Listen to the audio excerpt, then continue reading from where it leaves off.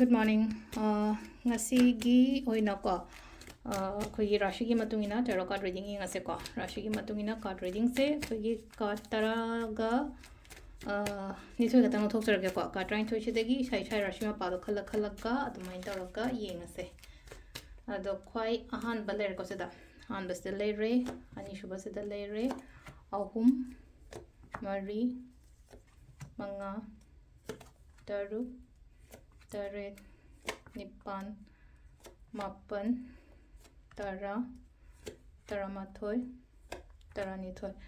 ꯈ꯭ꯋꯥꯏ ꯑꯍꯥꯟꯕ ꯑꯩꯈꯣꯏꯒꯤ ꯃꯦꯁ ꯔꯥꯁꯤꯀꯣ ꯃꯦꯁ ꯔꯥꯁꯤꯒꯤ ꯌꯦꯡꯉꯁꯦ ꯀꯩꯅꯣꯀꯣ ꯃꯦꯁ ꯔꯥꯁꯤꯒꯤ ꯑꯣꯏꯅ ꯁꯤꯗ ꯂꯥꯛꯏꯁꯦ ꯒꯥꯏꯗ ꯍꯥꯏꯇꯥꯔꯦꯀꯣ ꯒꯥꯏꯗꯀꯨꯝꯕ ꯀꯩꯒꯨꯝꯕ ꯇꯧꯕꯤꯕ ꯈꯣꯠꯄꯤꯕ ꯑꯩꯅ ꯊꯕꯛ ꯑꯃ ꯇꯧꯕ ꯃꯇꯝꯗ ꯑꯩꯅ ꯑꯈꯪꯕ ꯑꯣꯏꯔꯣ ꯑꯍꯩꯕ ꯑꯣꯏꯔꯣ ꯂꯩꯅꯀꯣ ꯍꯥꯏꯗꯤ ꯃꯤꯉꯣꯟꯗ ꯑꯩꯒꯤ ꯃꯈꯥ ꯊꯥꯕ ꯑꯉꯥꯡ ꯑꯣꯏꯔꯣ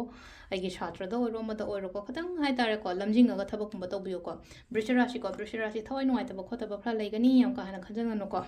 ꯃꯤꯊꯨꯟ ꯔꯥꯁꯤ ꯆꯠꯀꯦ ꯇꯧꯒꯦ ꯀꯥꯏꯅ ꯈꯜꯂꯤꯕ ꯄꯣꯠꯇꯣ ꯍꯥꯏꯇꯥꯔꯦꯀꯣ ꯈꯜꯂꯒ ꯂꯩꯒꯅꯨ ꯆꯠꯂꯣ ꯍꯥꯏꯅ ꯍꯥꯏꯂꯥꯏꯀꯣ ꯀꯔꯀꯠ ꯔꯥꯁꯤ ꯊꯕꯛ ꯈꯤꯇꯪ ꯆꯤꯟꯒꯅꯤꯀꯣ ꯉꯁꯤꯁꯦ ꯕꯤꯖꯤ ꯑꯣꯏꯕ ꯑꯣꯀꯨꯄꯥꯏ ꯑꯣꯏꯕ ꯑꯗꯨꯃꯥꯏꯅ ꯇꯧꯔ ꯁꯤꯡꯍ ꯔꯥꯁꯤ ꯐꯩ ꯏꯃꯨꯡ ꯃꯅꯨꯡ ꯅꯨꯡꯁꯤ ꯆꯥꯟꯅ ꯂꯩꯃꯤꯟꯅꯕ ꯈꯣꯠꯃꯤꯟꯅꯕ ꯀꯩꯅꯥꯒꯤ ꯑꯣꯏꯅ ꯁꯤꯗ ꯂꯩꯁꯦꯀꯣ ꯈꯤꯇꯪ ꯍꯥꯏꯇꯥꯔꯦꯀꯣ एनर्जी खरा नेगेटिव लाको